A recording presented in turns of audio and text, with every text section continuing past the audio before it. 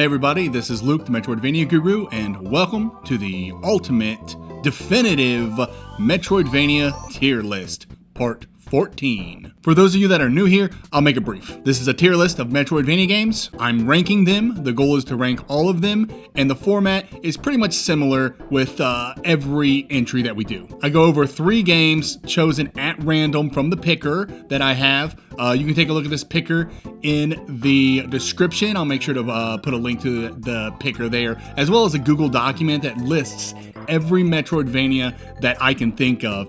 So if you want to take a look at that list and you see something on there that should be on there, let me know and I will add that. And because of the random nature of this series, you're going to take a look at the tier list and be like, oh, hey, where's this game? Or hey, where's this game? I promise we'll get to it. It just hasn't been chosen yet. When I do talk about these games, I stay away from spoilers. And so what I'll do is I'll bring up the game.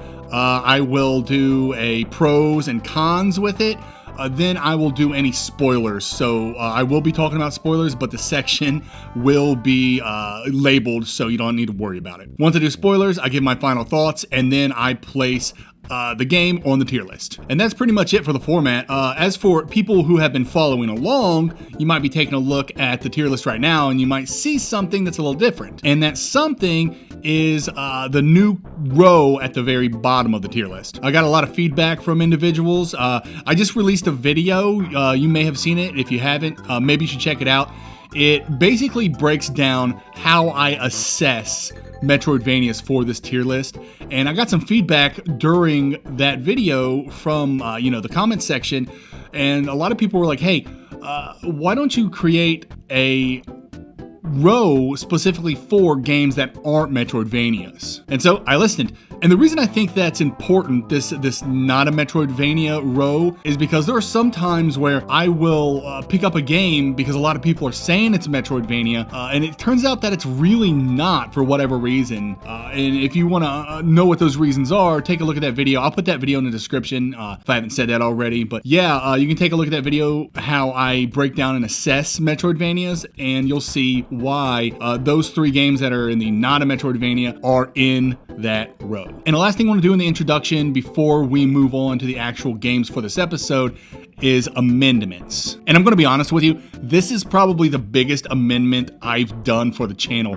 I'm basically going to overhaul the B tier. Basically, I just took a look at the B tier and decided, okay, I want to just really comb over this, because there were some games in there that I just was like, man, there's something not right about that placement. And that's going to happen a lot as I play more Metroidvanias and really, dive deeper into the genre and its mechanics. I'll take a look at some of these games and be like, man, maybe I slept on that one. So I replayed some of the games in the B tier just to kind of reevaluate and see, okay, where do these actually lie? And so I'm going to do some shuffling now, and I'll do a little bit of commentary as I do it. But really, the big thing here is, man, I really slept on Guacamelee. Those games are actually so very, very good. And I put them in the B tier, and I do believe they're a B tier game. But as we get closer to the letters on the left, that means that they rank higher in the B tier.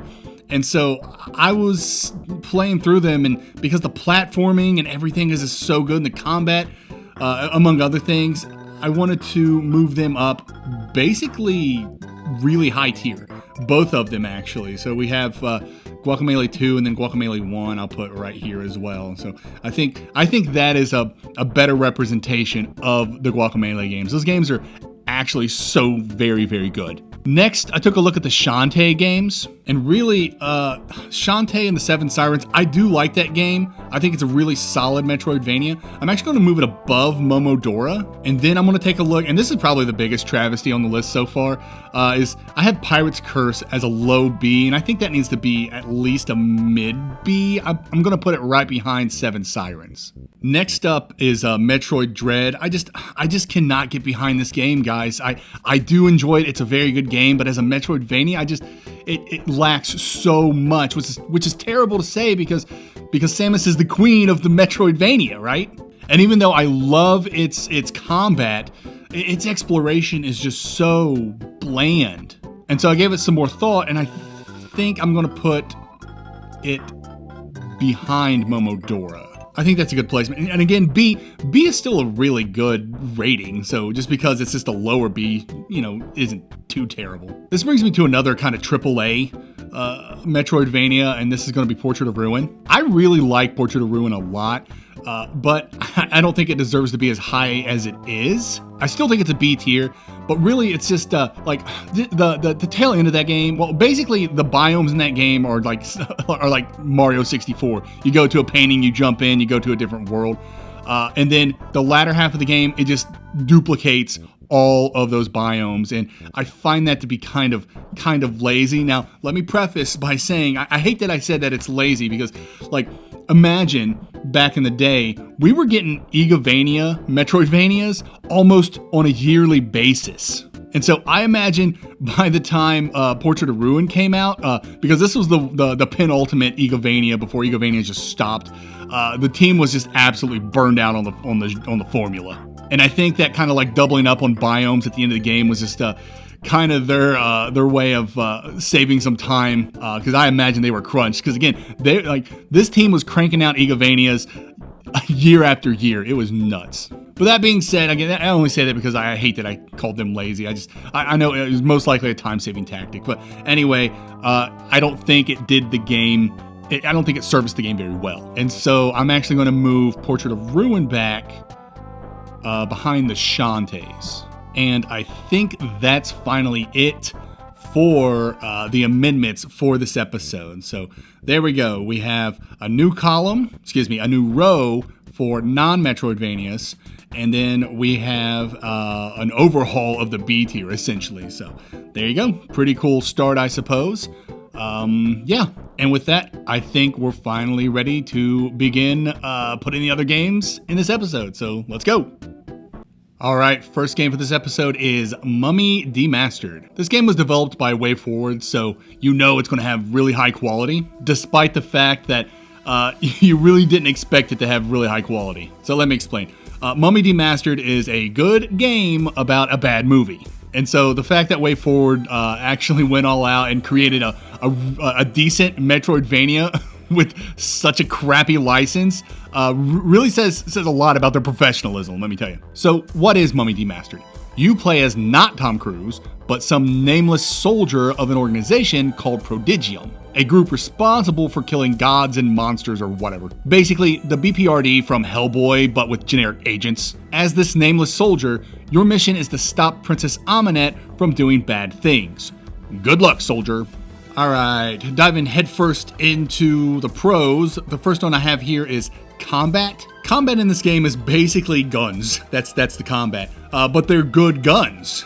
You point the gun at the thing you want to kill, press the shoot button, and you will start shooting it and killing it. Simple enough, but it feels really great as you play the game. It just feels like a legit run and gun. And I emphasize that because there are so many Metroidvanias out there where they give the character a gun, but it's like the worst gun you've ever seen in your life. It doesn't even go across the screen. I'm talking like Astronaut, Rebel Transmute, Rusted Moss. There's a few examples of just like the gun not being very gun-like. It just kind of like shoots a little bit and then just like dissipates. I don't know, that always kind of bugs me when it comes to guns. Like, why not just give the character a sword at this point? Anyway, the guns in Mummy Demastered are like real guns. They feel good to shoot, and they go across the screen, so it's absolutely amazing. Another great thing about the guns in this game is there's just a whole bunch, and each one adds something to the mix. Like you get like a shotgun, you get your regular gun with infinite ammo, and then you get like a semi-automatic or an automatic weapon or something like that. You get a flamethrower, you get this amazing like plasma beam gun, and you get grenades. It's all very basic stuff, but done very well. I used to play football when I was in high school, and that was one of the big things our coach would always say is you gotta get the fundamentals down, right? So on Mondays, we'd always practice blocks and tackles. And that's kind of how I feel about Mummy Demastered. It's a very simplistic combat system, but it just feels good because they did a good job on it. The next pro I have here is that this game makes you feel very powerful. You have these guns and these grenades, and the enemies you're fighting literally stand no chance against you. Like the bosses do, because the bosses are like I want to say like Anubis, and at one point you fight Set. These are legitimate Egyptian gods, and so yeah, that's kind of intimidating, if you quote unquote intimidating, if you will. But the actual enemies in the game are just like zombies. Some are like Templar Knights. Those are kind of cool, and a lot of them are just like bugs. And you can just like run and hold out your gun, and you're just like it's just it's fun. It's fun and it feels great. So yeah, you feel powerful in this game, mainly because all the other enemies are just kind of trash. You have the guns and grenades, and they're just like zombies that gotta get up close to you, or like some of the spiders spit acid. But it's just like, yeah, you have the advantage pretty much the entire game. My next pro here is this game has really smooth animation, especially for its bosses. But yeah, this is a WayForward game. WayForward is known for its amazing 2D sprite work, and so it's a surprise to no one that the animation in this game is pretty dang good. And I guess it brings me to the next point, is I thought the bosses in this game were pretty cool. There's only 5 bosses in this game. This game is actually pretty short, and I'll go ahead and say that's another pro in my opinion for this game.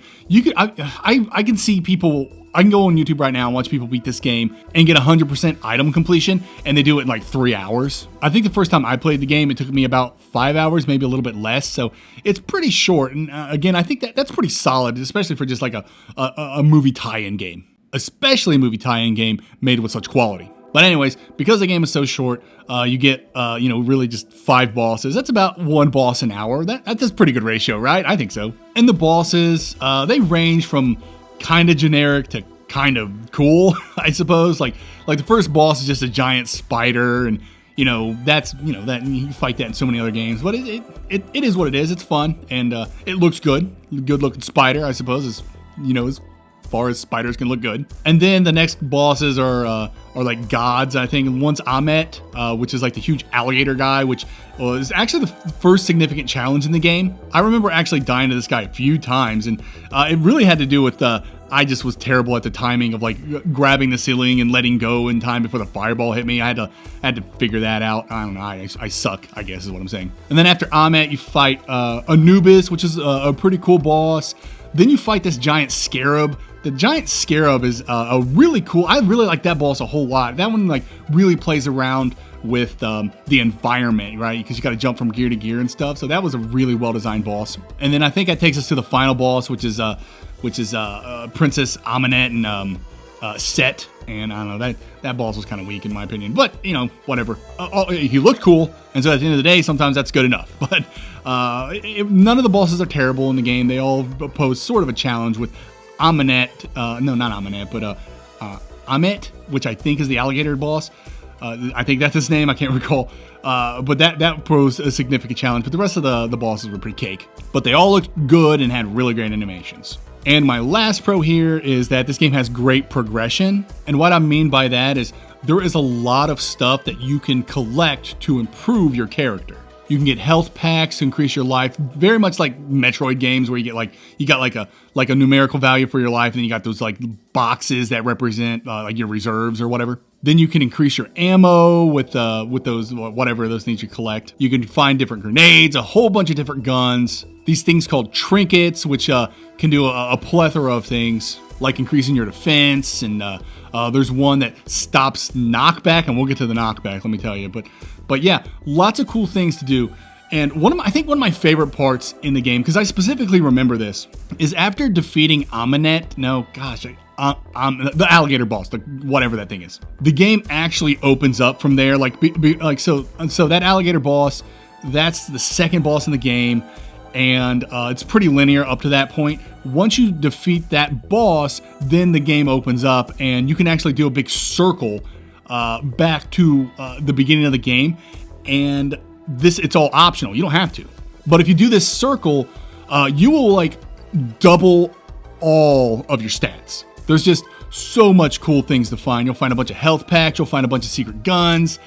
You'll find more ammo thingies. It's just it's awesome where it's just like, okay, here you are. And I was struggling against that boss because I felt like I'm relatively weak. And then once you defeat the boss and then do like a circle with those biomes, you become twice as strong, and then the rest of the game is absolute cake. I think I actually love that design, especially because it's such a short game. You just get rewarded so well for doing that circle after beating the boss that the rest of the game is just handed to you. But if you want to ignore doing that circle, that run around, then the game will stay, probably a little bit more challenging. And so I like this reward of being so much stronger because I did this extracurricular exploration. And to that I say, well done, Way Forward and Mummy Demastered. All right, that'll do it for the pros. Moving on to the cons. I actually have a lot of cons. They look like a lot, but maybe it's just, I don't know. We'll see. First con I have here is the platforming in this game is very bland. That's unfortunately not uncommon for Metroidvanias to have relatively bland platforming. And so when a Metroidvania has really good platforming, it's a big deal. And so yeah, Mummy Demastered has pretty bland platforming. You don't get a double jump. You don't get a whole lot of traversal abilities. You get this one, I think it's called like the phase tackle or something like that, where it's basically like a air dash, and you can do it in any direction, and it looks absolutely ridiculous too. It's so funny. Like you jump in the air, and then you do the phase tackle, and you just kind of stop, and then you move forward, and like the animation is silly looking in my opinion. But yeah, pretty bland platforming. There are some instances where I thought it was kind of cool, but we'll get to that. But yeah, mostly it was just kind of meh. My next con is, it's so funny. I don't do like neutral. I do pros and cons. This one's actually kind of neutral. It balances itself out, but it has to do with the ammo in the game. You get a bunch of different guns, and each gun has its own ammo, which is, kind of obnoxious. And the reason that is because, obviously, ammunition is finite in this game, and enemies will drop ammunition as you kill them. They'll typically drop the ammo of the latest gun that you were using. I can't remember what it was, but if I'm using like a specific gun and it runs out of ammo, the enemies will start dropping ammo for that weapon. I could be wrong. It's not as obnoxious as it sounds, having different ammo for different weapons. They do something to make it not so bad. But anyway, they also do this thing where you can like refill all of your ammo at these ammo crates. These ammo crates are all over the place, and really the conceit of the ammo crates is that the organization you work for has dropped these like caches all over the place. You go to them and you'll get typically you'll get a item that permanently increases something on you, like a med kit, increases your HP, and then you can get these things to increase your ammo. And once you collect that, then the ammo crate is there, and you can revisit it as much as you'd like, and you can refill all of your ammo. And the last thing to really note of this ammo refilling is that when you're fighting bosses, some of them have like ads that'll just come in. I know like the boss of the game, she summons, other than Set, she summons like zombies and some sort of flying enemy, and you can kill them and they'll drop ammo for you. And I like that aspect. And so even though I hate having finite bullets and having to refill them, in the end it kind of works out because I liked it during boss fights, and those ammo crates are all over the place to refill your stuff. So that's why I was like, okay, this is actually kind of a neutral other than a con. It just balances out. My next con is the backtracking. Backtracking in this game is unnecessary for the critical path, but it does reward you with great progression, right? Like I said earlier, how you can upgrade your character a lot just by doing extracurricular activities. So yeah, you don't really have to backtrack in this game unless you want to find all the guns, which you should want to find all the guns, and all the other bonuses that increase your stats. My next con is that this is a very easy game. It could have been because I was very thorough in my exploration and was collecting everything that I needed to make my guy stronger, but there's really not a whole lot of challenge in this game. Doesn't mean it's not fun, but it's just not going to be the hardest thing you've ever played. Here's a con I forgot to write down, but there's kind of a Souls-likey type thing in this game. It's really obnoxious. It's corpse running, and they take it literally, where if you die, you're just a generic soldier, right? So if you die, that character gets resurrected and becomes an enemy. And so you lose everything that you collected in the game until you kill that reanimated corpse, and then you collect all your stuff. I don't know. It's not bad. It's not great. It just kind of is what it is. It's obnoxious, if anything, having to do kind of like a run back to where you last died and you have nothing. That kind of sucks, but I don't know. I guess just don't die, I suppose. The next con I have here is blocky level design. You'll see this a lot in Metroidvanias, especially of this era and before. And what I mean by blocky level designs is that nothing looks natural in this game. Everything is like every wall and every floor is perpendicular or parallel to every other wall and floor. You're going to see a bunch of right angles as you're playing through this game. And it's just, it looks unnatural. I don't like it. And it's funny because it's like, there's no slopes at all in this game. And like I said, it's not uncommon for Metroidvanias. I mean, replay Hollow Knight, everyone's like favorite Metroidvania ever. That game has blocky level design as well too. I don't think there's a single slope in that game either. But yeah, the Mummy Demastered is very, very blocky. It looks very unnatural. It's just, I hate it when Metroidvanias look like this. The only exception for this game not being blocky is in this one area that's, I can't exactly remember what it is. It's a tower. It's basically a straight up ripoff from Castlevania's clock towers that they put in all their games. And in this ripoff tower, they have a bunch of gears and stuff, and some of these gears are round. So there you go. There's some slopes. My next con is that the biomes in this game are incredibly generic. You got like a sewer biome, you got a few cavern biomes. They all just kind of mesh together after a while, and you've seen them in all the other MVs that you ever played. So it's just, yeah, they just come across as super generic. There are a few biomes that are less generic.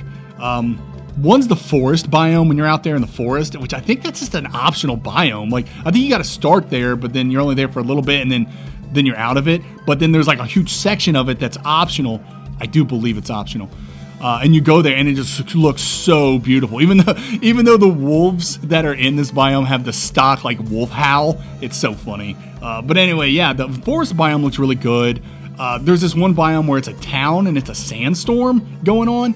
That's probably my favorite looking biome in the game, to be honest. And then there's the real big awesome one is that clock tower ripoff.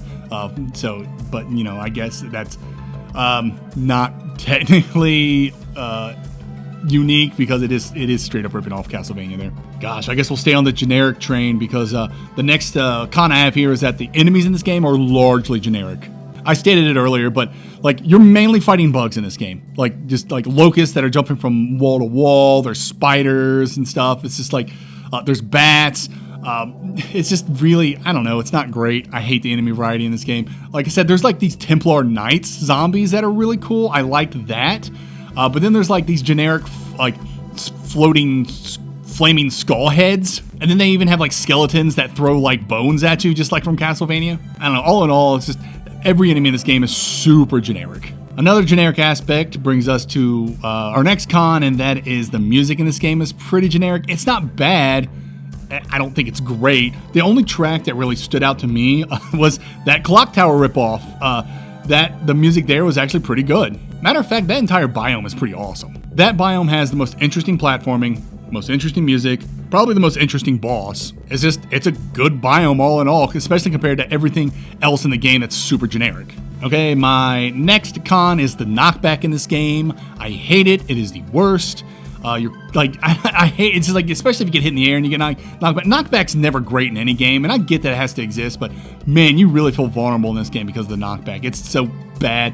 Matter of fact, you get a trinket in the game eventually that just cancels all knockback. You get it pretty late too. Like you're like 3/4 through the game, I do believe, when you find this trinket. But man, it's a godsend when you do, because there's just so many flying enemies in this game. Like especially, well, let's go back to the clock tower ripoff. They even do the thing, you know how like in the thing I always hate the most about the stupid Castlevania clock towers is those stupid Medusa heads. You like, it's a vertical level, so you're trying to jump up, right? And then these stupid like Medusa heads will hit you midair and knock you down, and you fall down 57 floors or whatever. Of course, Mummy Demastered does that as well. They don't have Medusa heads. I think it's just like a generic bird or a crow or something like that. I told you the games in this game are largely generic. But yeah, that knockback, it sucks. It sucks hard. And then my last con has to do with the game's endings. You know, I don't want to like harp too much on the endings in this game because this is a movie tie-in game. It's not meant to be a masterpiece. I totally understand that, but the endings in this game are just so bad. There are 3 endings in the game, and each ending consists of 2 screens. That's it. You get 2 screens with text on it, and then you get the credits. That's it. And to get the endings has nothing to do with anything you do in the game. There's no decisions you make. There's nothing you can find or collect. You collect relics in this game, but they're literally, you collect them just for funsies, I do believe. You don't do anything with them. There's like 50 of them. But anyway, to get the endings in this game, you basically, to get the very worst ending in the game, you have to die during the escape sequence at the end, because this is a Metroidvania. Of course, it has an escape sequence at the end. So you die during that, you get the worst ending. To get the, I guess, the the good ending, I don't even know if it's a good ending. I don't know. It's the next ending. It's better than the bad. We'll say that. That ending, you have to have died at least once during the game, and you escape during the escape sequence. And then to get the best ending in the game, you don't die at all, and you escape during the escape sequence. And there you go. That's how you get the 3 endings. Again, nothing to do with exploration, finding anything, no decisions you make. It's just whether you die and you escape the last, 2 minutes of the game. And again, your rewards are basically just like 2 screens, and they change a little bit based off of the ending that you get. It sucks. Alright, what are my final thoughts on Mummy Demastered? Mummy Demastered is as generic as it comes, but for whatever reason, people look back at the game fondly. It constantly gets glowing reviews and recommendations, and I've seriously seen it appear numerous times on people's personal top 10 Metroidvania lists. I just don't think it deserves all the glazing it gets. There's such a significant discrepancy between the game's overall package versus how put over it is. For that reason, I've placed Mummy Demastered as the #1 most overrated MV of all time. If you haven't seen that video, I'll put a card up. You can take a look at it if you want. Anyway, that doesn't mean Mummy Demastered is a bad game or even a bad Metroidvania. Despite my accusations of mediocrity, I like Mummy Demastered and think it's fun. I just don't think it's that fun. Honestly, if I had to wager a guess, I'd say low expectations is what made the game so adored. It's a tie-in game for a really terrible movie, so who would blame WayForward if they churned out a stinker for some quick cash? But WayForward didn't churn out a stinker. They made a very competent and enjoyable MV with high-quality production, and you just gotta respect that. And with all that said, where would I put Mummy Demastered on the tier list? It's going C, no doubt, because it is so very generic. But where at in C? Obviously not here at the very bottom. That's silly. Let's go. Yeah, I would say it's better than the original Metroid, at least. Better than Minoria. Better than Dissonance. Better than Gato. Circle the Moon. Yeah, there we go. Yeah. So we're looking at mid-C, right underneath 9 Years of Shadows. I think that's fair. And yeah, so just the fact that it's a good game. It's competent. It's fun to play. The combat feels good. But it's just, there's so much genericness around it where it's tough to be like, yeah, this is a S tier or an A tier or a B tier Metroidvania. Just the endings are just bleh. I don't know how to explain it, but the game just feels like a tie-in game to me. I played a lot of really bad licensed games in the 90s, especially during the Super Nintendo era, and there's just some sort of pervading genericness around those tie-in games, and I feel this in Mummy Demastered as well. I can't articulate it, and it could be because this is a game about monsters, and this monster, it's like threatening the world, and you're a regular soldier shooting bugs. I don't know. It just doesn't hit for me. Anyway, there you go. Mummy Demastered. Middle of the road. C tier Metroidvania. Not bad, but not great. Next up is Aeterna Noctis. Aeterna Noctis is it's a hell of a game, let me tell you. It has its fans, and it has a lot of them. I just, unfortunately, am not one of its biggest fans. But let's get into it. What is Aeterna Noctis about? Aeterna Noctis is about the endless struggle between darkness and light. The twist is this struggle is very real and is fought between the personification of darkness and light, the King of Darkness, and the Queen of Light. You play as the King of Darkness who just got wrecked by the Queen of Light, thus beginning a new cycle where the King must reobtain all his lost abilities and battle the Queen of Light for the throne. And so I'll go ahead and throw out the biggest pro in this game is that this game emphasizes challenging platforming. I know I just talked about how most Metroidvanias don't really have amazing platforming, or their platforming is mediocre at best, but Aeterna Noctis is absolutely going to kick the crap out of you when it comes to its platforming. It is hard. So hard that upon release, they actually made an easier mode for people because they were struggling so much with the platforming in this game. And so I gotta say, that takes some cojones to make a freaking Metroidvania that's pretty much on par with Celeste. Some of the platforming in this game was so frustrating, I wanted to rip out my own hair, but I'm bald, so I couldn't do that. And what makes this worse is I played this game on the easiest difficulty. I didn't choose it, it defaults as that nowadays, but yeah, I played it on its easiest difficulty, and it still was very, very tough. I didn't find any of the platforming unfair, but the game is very demanding and needs you to master all of its mechanics in order to progress. So yeah, if you want to play Aeterna Noctis, you better you better work on your platforming chops. The next pro I have here is the boss fights in this game are so amazing. I don't think there's a single boss fight I didn't like, and there were some boss fights that were just so freaking good. And let's not forget that some of these bosses are incredibly difficult. Aeterna Noctis is not an easy game, like at all. Platforming's tough, its boss fights are tough. This game's gonna test you. And I do not believe there are any accessibility options. Maybe there are now. There's so many times where things get patched that I don't know.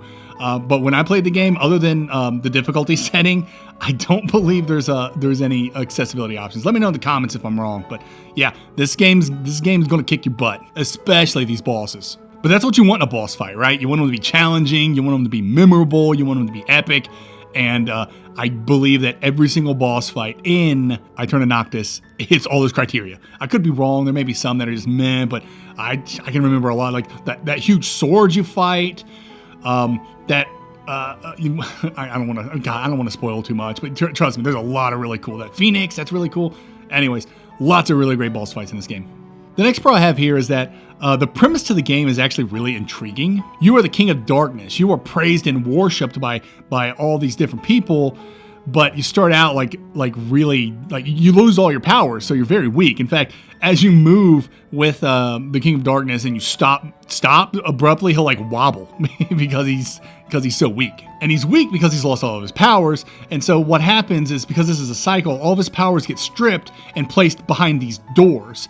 And so the King of Darkness has to then go across the land, find these keys to the doors, bring these back to the library or whatever the heck the place is, I can't recall, and then unlock the door and then do like a ridiculous challenge to unlock certain things like abilities and stuff like that. I don't know. I just thought that was a really cool way to regain your abilities, you know, because so how many times can you play a Metroid game and Samus smacks into a wall and loses all her abilities or something like that? That's just like, you know, come on, man. I mean, I guess you could do the other M route where like you just deactivate everything and some dude tells you when to activate it again, but that's also super lame. But yeah, unlocking abilities in this game was really interesting and tied in really well to the narrative, so I liked it.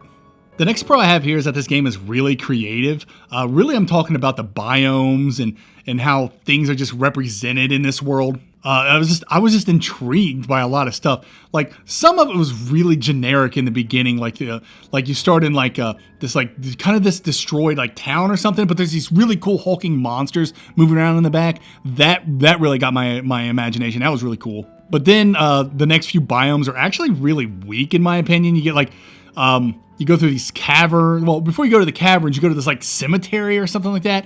And this is a really huge biome. And I think making the second biome so dang big is a detriment to the game because you really want to like visit as many biomes as you can as soon as you can in a Metroidvania just to get a feel of stuff.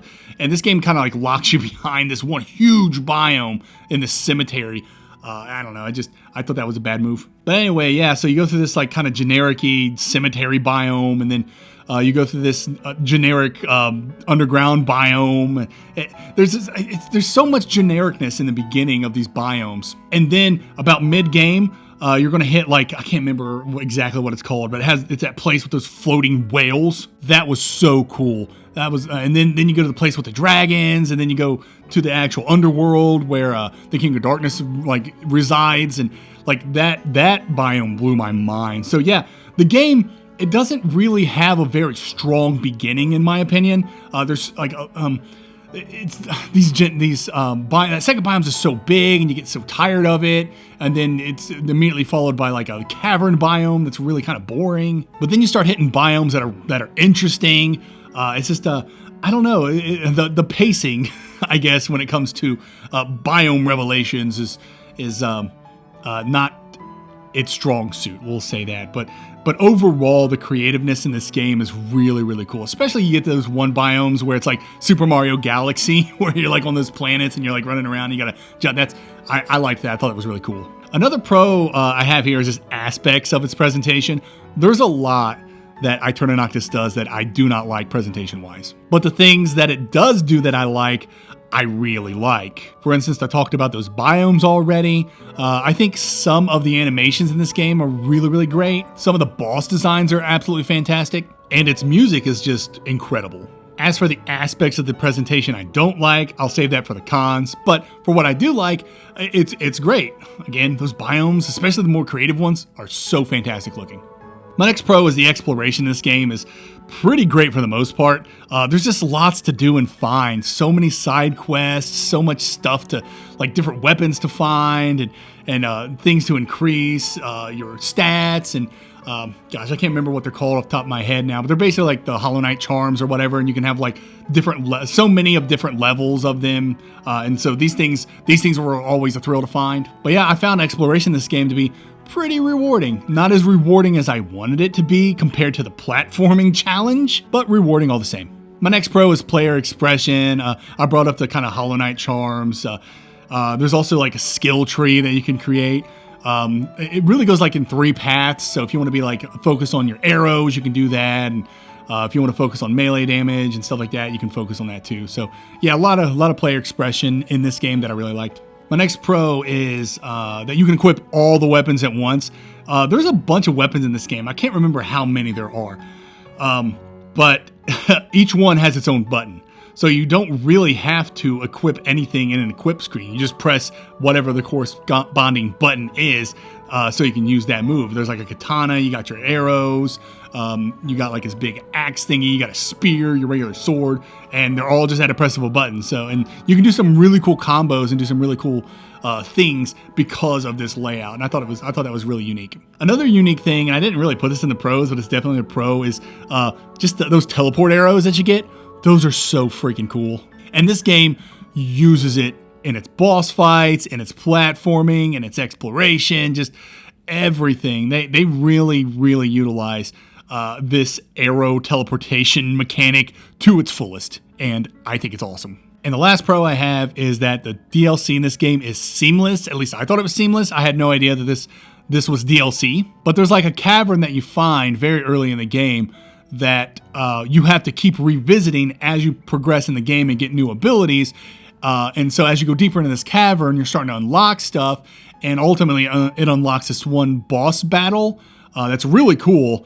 And it just seemed very seamless. Like, I didn't think it was DLC. It felt like it was just always a part of the game. And so anytime a game adds DLC that just seems seamless, I suppose, I appreciate that. All right, on to the cons.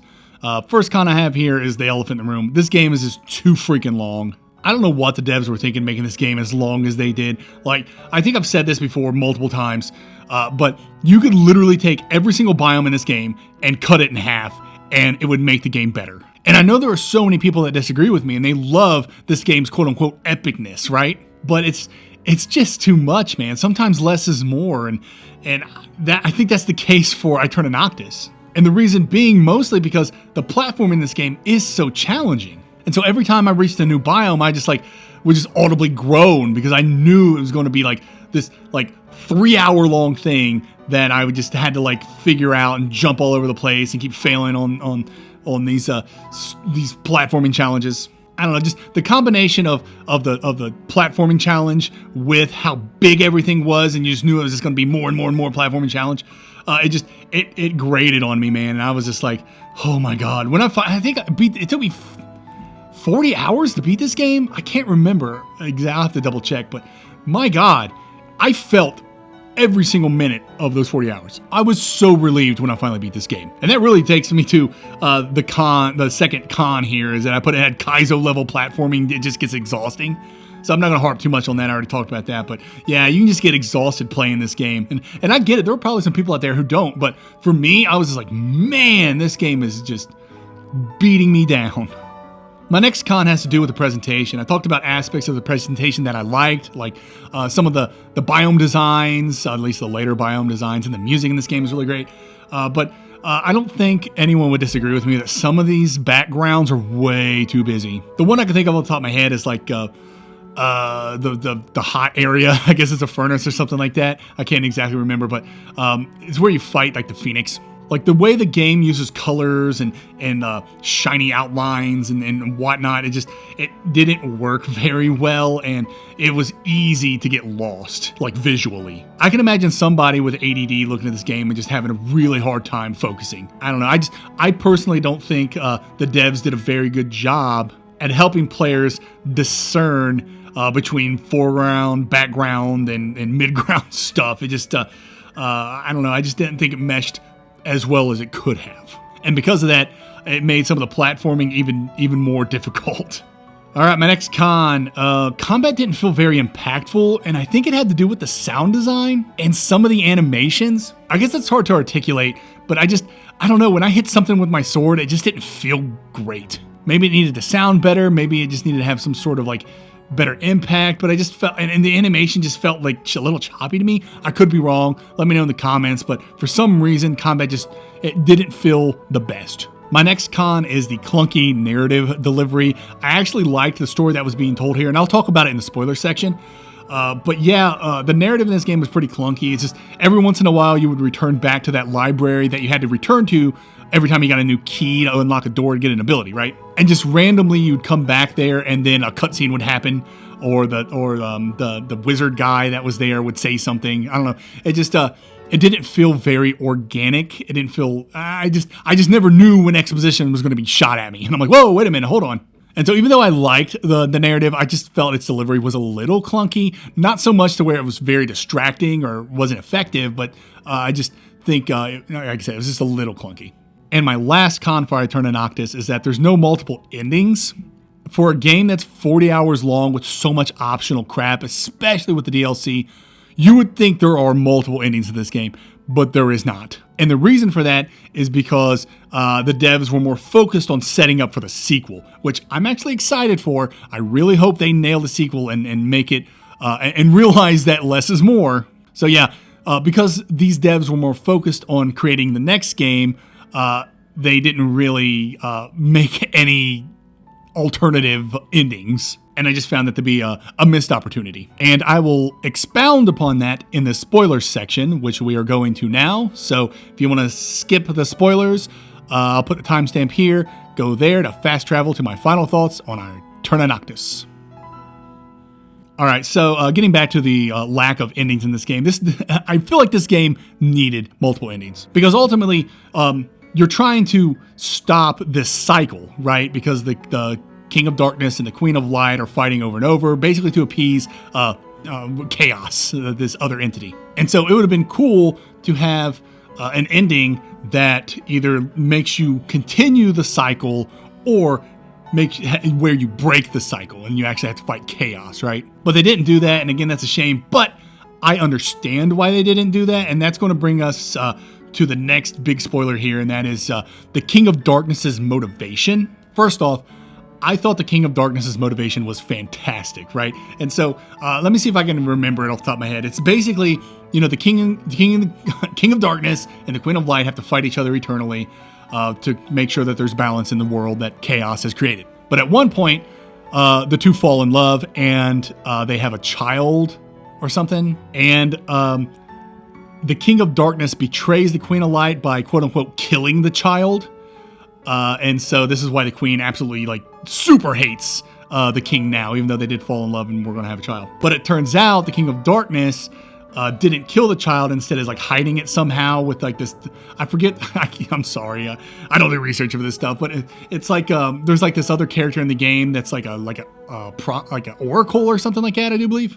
And so the King of Darkness is working with this oracle, basically hiding this child, because right now this child isn't dark or light. It could be either. And whenever that child chooses a side, I don't know if the child chooses it, I don't know how it's chosen, but basically the child is going to choose a side. It's going to be dark or light. And when that happens, whichever side it chooses, it disappears. I said that really stupid. Anyways, basically, if the child becomes a creature of darkness, then the King of Darkness will no longer exist, and this child will take reign, right? Same thing with if the child is a creature of light, then the Queen of Light will disappear, no longer exist. And because the King of Darkness is in love with the Queen of Light, he wants this child to become a creature of darkness. So basically, he's sacrificing himself because he loves the Queen of Light so much. But he has to keep all this close to his chest because he doesn't want Chaos to know about it. He doesn't want the Queen of Light to know about it because then, bad stuff will happen, I suppose. And so, yeah, that's really what's happening in this game is the King of Darkness is trying to basically manipulate it to where this child will be a creature of darkness, thus sacrificing himself so that his child and his wife can live. And like I said, love it. Amazing motivation. It's really what made me fall in love with this game, to be quite honest with you. At least I think. I could be messing up some of the details. Let me know in the comments if I am, but I think that's basically the gist of it. And again, like I said, I fell in love with this game because of that motivation. And that's essentially why the devs didn't make this game have many different endings. Because they were just more focused on telling that tale. And I ain't mad about it because it is such a very good tale. So basically, because of the king's hidden motivation, and he knew exactly what he was doing, it's tough for him to make any sort of choices or decisions that would alter an ending. You know what I'm saying? And so, because the game starts with the king knowing exactly what he's going to do, deviating from that just wouldn't make sense for his character. And so, honestly, this is one of the rare instances for Metroidvania where I'm like, you know what? A single ending works. Okay, my final thoughts for Aeterna Noctis. People have told me that Aeterna Noctis is on par with Hollow Knight, and I just don't see it. I think Aeterna Noctis is a good Metroidvania that'd be much better if its biomes were cut in half. There's just too much here, and it gets exhausting with how demanding its platforming is.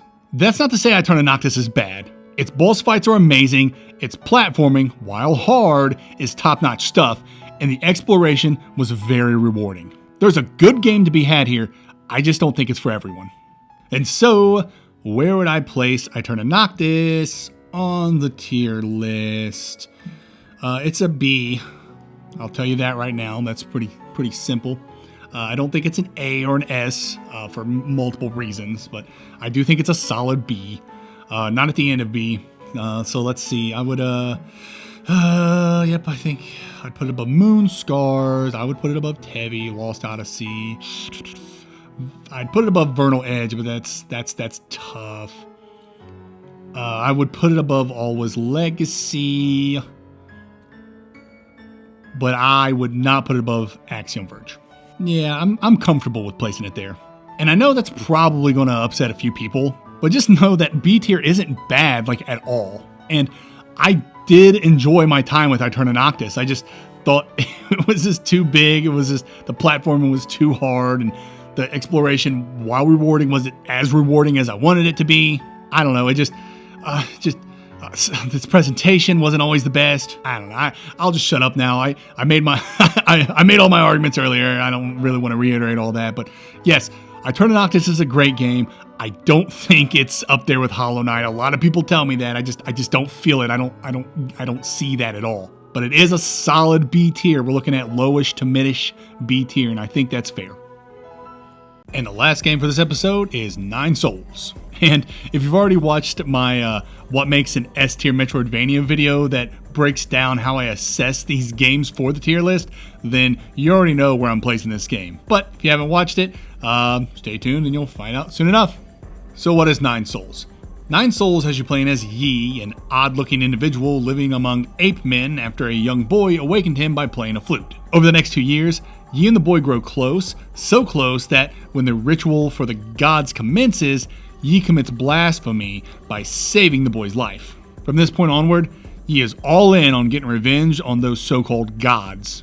which entails him coming to terms with his own sins. All right, let's dive in. The first pro I have here is the combat. Combat really is the main draw for Nine Souls, and if you've played it, then you know it's all about the parries. I'm typically not one for parries, but when they're done so well, you can't help but love them in this game. And what makes parries so good in this game is that you can pull out a parry in the middle of a combo.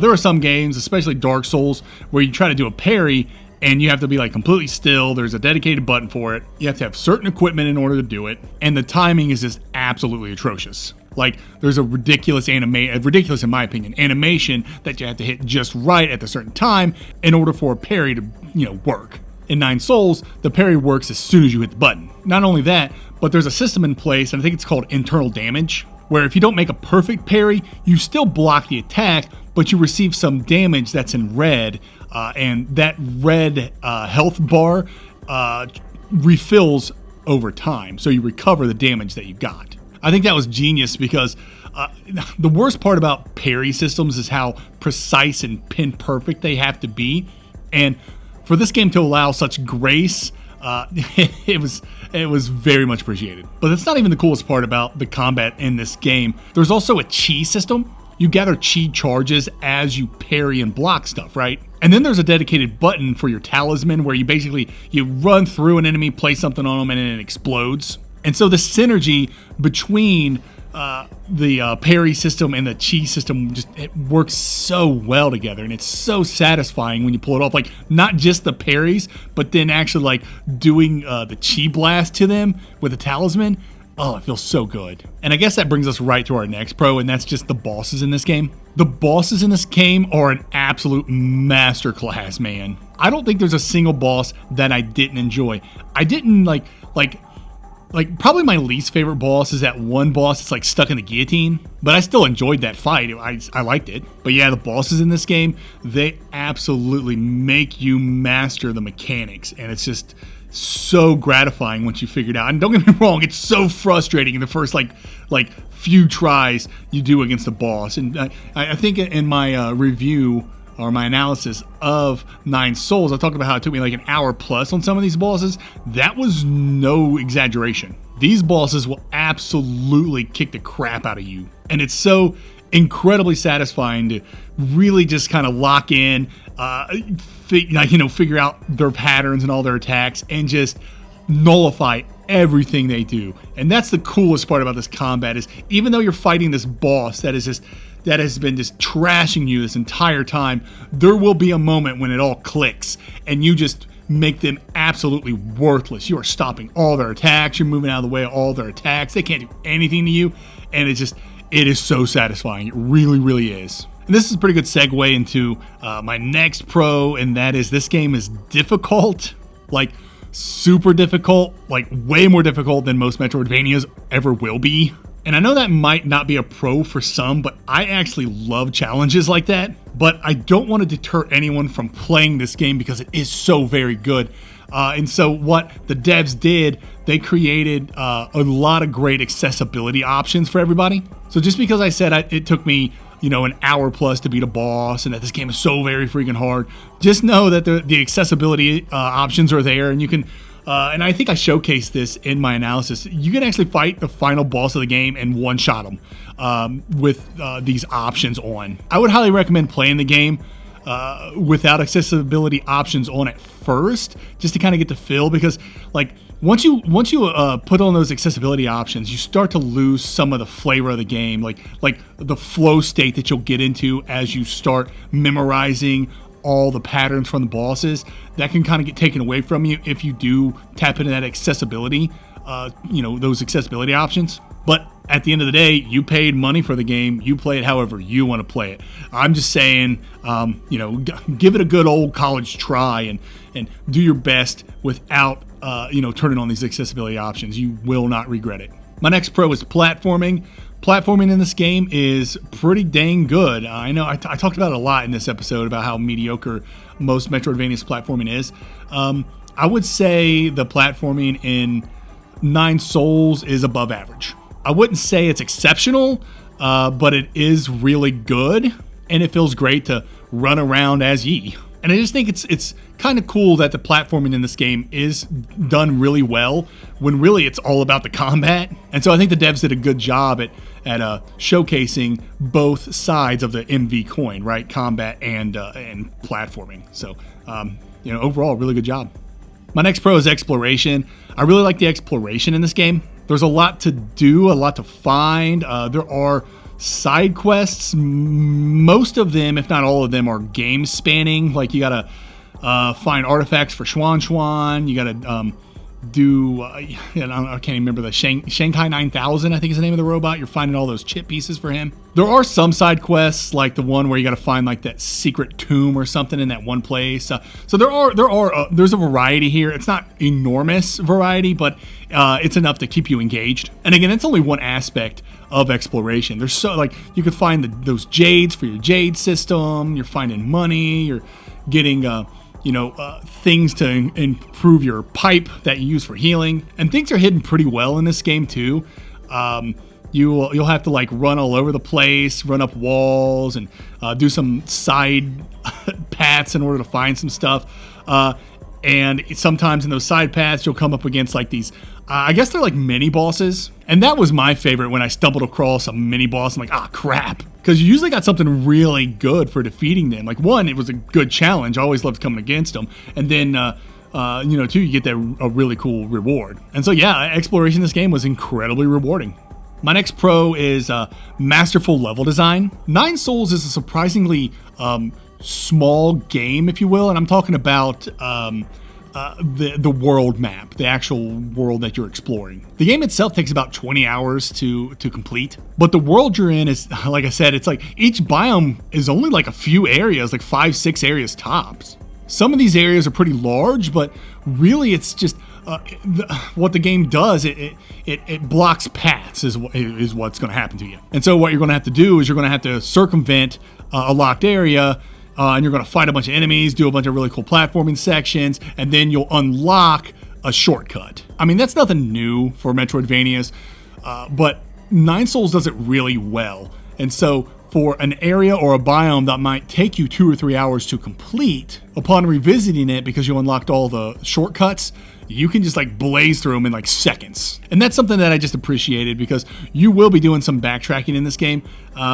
There's only not a lot of the backtracking is for the critical path. A lot of it is just for rewards or things you may have missed. But when you do backtrack, it's not so bad because of all these this masterful level design, if you will, all these shortcuts and whatnot. And there's fast travel too. Fast travel's kind of weird in this game. You have these nodes that you can fast travel to eventually, but you always have to go back to the main area. What is that? Like the Four Seasons Pavilion, I think is what it's called. So it's weird to have to go to a middleman every time you want to teleport between 2 different nodes, but I understand why they do it, because they need you to go to the Four Seasons Pavilion in order to trigger events. But anyway, that's neither here nor there.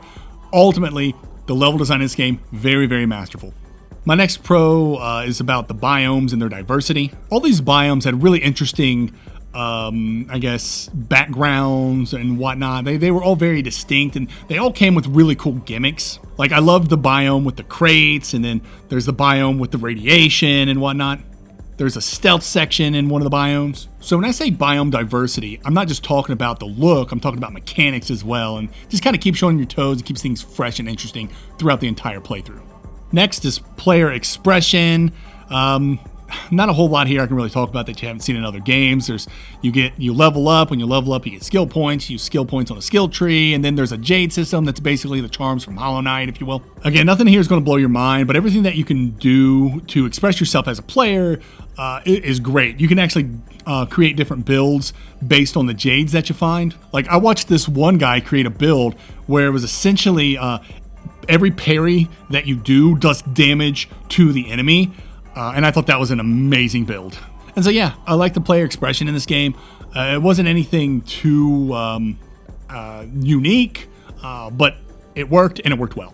Next pro is I like this game's character designs. They were basically when it came to the Solarians, they were basically kind of, cat people, I suppose. And I just thought they looked good. I really thought Yi was a very interesting character, design-wise. There was this aura around him where he seemed dangerous yet wise, right? Like you're almost kind of like a stereotypical martial artist, if you will. But as you play the game, you see that that's only skin deep, and there's much more to Yi. But I'm just talking just like from the look of him. I like him a lot. His yellow coat, how it like flows when he runs, and I thought his sister was adorable. I don't know. I really liked a lot of even the Kwafu. He was kind of silly, wasn't he? He looked exactly like a cat, like a house cat, and he was just floating around all the place because I guess he was too fat. They called him Uncle Chubby or something. I don't know. Yeah, I just thought the character designs were really good in this game. Next up is the presentation. I mean, just look at this game. It looks phenomenal. Animations are great. I talked about the character design already. I love the colors being used. The music in this game is good. I know in my analysis I talked about a specific track I didn't like, and I stick by that track. I don't really like that track. But a lot of the other music in the game I actually did enjoy, and so I apologize to anyone who thought I didn't like the music in this game. I did like the music, and maybe I was just playing up a joke or something like that, but like in all earnestness, I do like the music in this game. I did not like that one track that I pointed out in my analysis, but most of the music in this game is really, really good. Sets a really, really great tone, and I really love that ending theme. Man, that is so awesome. Yeah, but overall, the presentation in this game is super high quality. The devs just knocked it out the park with this game. It's so very, very good. I love this game's style, and I can't say too many great things about it. It looks so good, and it sounds so good. Moving away from the music, just the sound design, like with the parries. Oh my gosh, that little twang sound every time you nail a parry. Oh, it's just music to my ears.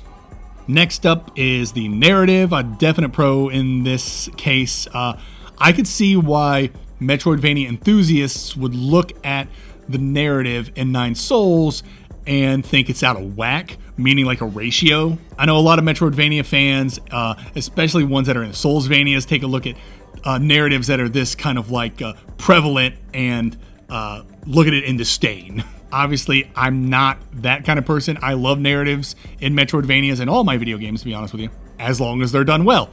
And Nine Souls does its narrative very well. I love its intro. There were some people that actually had some criticisms for its intro, saying it was too long until we get to the inciting incident and actually get into the bulk of the game. I don't think so. I thought it was an appropriate amount of time because you need that kind of world building, if you will, especially if you're telling such a straightforward narrative. Like, I get when you got a Soulsvania or a Souls-like game, you want people kind of like there after the fact. A bunch of stuff happened, kind of like in media res, but that's not the tale that the devs are telling in Nine Souls. They, of course, there's exposition and things that happened in the past, and you will learn all of that as you move forward, but there's also a plot that's going on in the present, and merging the past and the present is kind of a big deal in this game with its narrative, and I just think they did a really good job. Like, the delivery methods that they use, like you have dialogue. This game is very dialogue heavy, so you have some dialogue between characters. You have a lot of dialogue between characters. There are flashbacks. There are audio logs, or really just kind of like reports you read off of stuff. All kinds of ways to get the story over to you. This game is very lore rich. It is very character driven, and it is absolutely fantastic from stem to stern, from beginning to end. This is a great story being told. And I guess that brings me to my final pro for Nine Souls, in that this game does have multiple endings. I'm not going to have a spoiler section for Nine Souls in this entry because I actually went into great depth on its endings in the analysis I published a while back. So feel free to check that video if you want to dive deeper into the spoilers of Nine Souls. But all I'll say right now about the multiple endings in Nine Souls is that there are two. I did not like the standard ending. I'm supposed to not like the standard ending, so that's not a negative critique. And then there's a true ending with a true path to that ending that I thought was just ingenious. It worked really well. It made a lot of logical sense. It tied in with the narrative, and the ending was satisfying on a lot of different levels. And so if you're willing to put the work in to get the true ending, you definitely should, because it is very, very good. And just as kind of an aside too, you can get both endings on a single save file. That's what I did. Like, I got the standard ending, and I beat the game, got the standard ending, and then I just reloaded my file, and it actually pushes you back before the point of no return. So then you can go do what you need to do to, initiate the true path to this true ending. And so I appreciate that a lot when devs do that, where I can get all the endings on one save file. All right, let's talk about a lot of cons. I'm going to warn you, I do not have a lot of cons. So the first con I have here is the narrative, in that you can't skip anything. Now, they may have patched it at this point where I can actually skip dialogue, but I played the game at launch, and at launch, you could not skip any dialogue. And so when I wanted to do my second playthrough, I had to like mash the button or hold down the button to skip dialogue like quickly, as opposed to just absolutely just passing the cutscene. That was a little frustrating when I did another playthrough, but who knows? It's probably patched out at this point. If it is, let me know in the comments. The next con I have here is linearity. This game, when I initially played the game, I thought it was incredibly linear, and then when I did another playthrough, I discovered that it's less linear than I thought, but it's still a pretty linear game. Like, I don't think there's a whole lot of sequence breaking you can do. Like, you have to unlock these shortcuts. You can't just be skillful enough to reach something and then grab a rope and then bam, you're good to go. No, you actually have to like activate it and stuff like that. So, and the only way to do that is to do whatever challenge you got to do as you circumvent the area. I don't know. Maybe nowadays people are able to do a bunch of different sequence breaking and whatnot, but no, this game is pretty darn linear. In fact, you only get abilities in certain areas of the game, and some of these abilities, if not all of them, are story driven. So you have to progress so far on the critical path before you're given your next ability. This isn't uncommon for Metroidvanias, but it's just something worth talking about. And literally my last con for Nine Souls is that there's corpse running in the game, and it's probably the most punitive corpse running in any Metroidvania I've ever played. Not only do you die and have to go back and get your corpse or your soul or whatever, but the stuff that you lose whenever you die is insane. Like, sometimes you play a game with corpse running and you lose experience that you have up until the next level, right? So if you're on level 2 and you're halfway to level 3, you'll lose all your experience and you'll be at back at the beginning of level 2 until you retrieve your soul, and then you'll get half that experience back. You get what I'm saying? So you can lose experience, or you can lose money. Nine Souls takes all of it away from you, and if you die, you lose all of it forever. It's absolutely rude. I will never understand why devs think corpse running is a good thing. There's no argument for it. There's none. You can give me an argument and you're wrong. And the reason I say that is because corpse running is just completely antithetical to the Metroidvania formula. You want to explore in a Metroidvania. That's the number one aspect of a Metroidvania, in my most humblest of humble opinions. And corpse running actively dissuades you from exploration. Like, I didn't talk about it with Aeterna Noctis, but that has corpse running as well, and it's pretty punitive too. It's you lose your ability to heal and stuff, I do believe. It's crazy. And so let's say in any Metroidvania, it doesn't matter, I go into a very difficult spot, I get deeper than I should be comfortable with, and then I die. Now I lose everything, and I have to return back to this highly dangerous area that I shouldn't be at yet, and I really don't want to return to in order to get all of my stuff. And then let's say that takes like maybe I get my soul or whatever, I get my stuff and I try to come back and then I die again. So now I'm stuck trying to get my stuff over and over and over again. That sucks for a Metroidvania. So I'm sorry. There is no valid argument for corpse running in a Metroidvania, period. If you have one, put it in the comments, but I'm just going to tell you you're wrong. Alright, my final thoughts for Nine Souls. As you can tell, I have so many positive things to say about Nine Souls and so little negatives. This game truly is one of the best Metroidvanias on the market. Its combat is phenomenal, its platforming is fantastic, its boss fights are legendary, and its narrative is spectacular and, in all honesty, tear-jerking. Nine Souls is an impressive game that absolutely earned its S-tier ranking. And so the question now is, where in the S tier should it go? So I'm going to place it at the end right now, but I would say I would place it over Biomorph.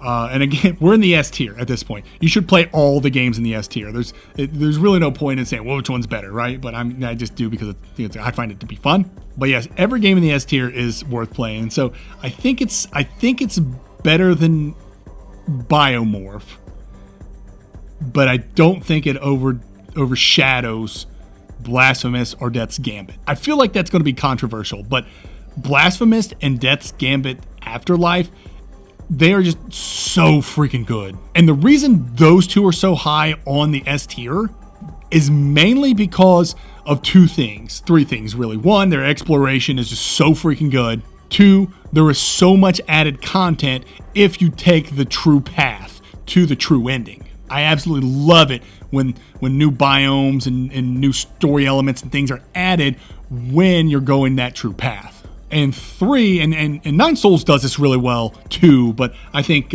Blasphemous and Death's Gambit does it better. But these two games, they merge mechanics and narrative so well. And to talk about that would be spoiling both of those games, and I don't want to do that right now. So I'm just going to have to say, trust me, bro. But yeah, that's why these two games I think are higher than Nine Souls. But again, we're in the S tier, baby. All these games are freaking fantastic, and you should be playing. They are the paradigm of the Metroidvania genre. And so when it comes to S tier, there's no high end or mid grade or low end S tier. You are just gods amongst Metroidvanias up there. And so there you go, Nine Souls now amongst the S tier. I don't think that surprises anybody who's actually played the game. You should know this is in fact an S tier Metroidvania. And that'll do it for this month's episode. I think some of the placements on here might be a little controversial, especially with Aeterna Noctis and maybe even Nine Souls.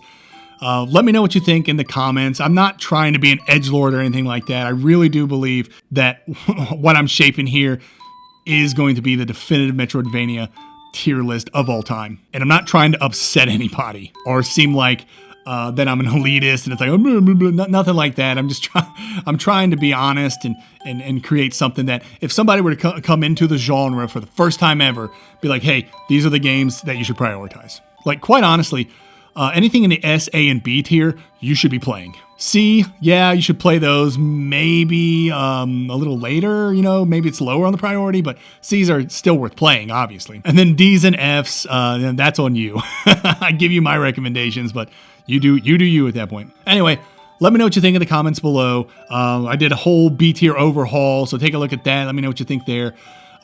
Take a, and if you take a look at where I placed Aeterna Noctis and you think that's unfair, let me know. I know it has its fans and maybe I'm missing something.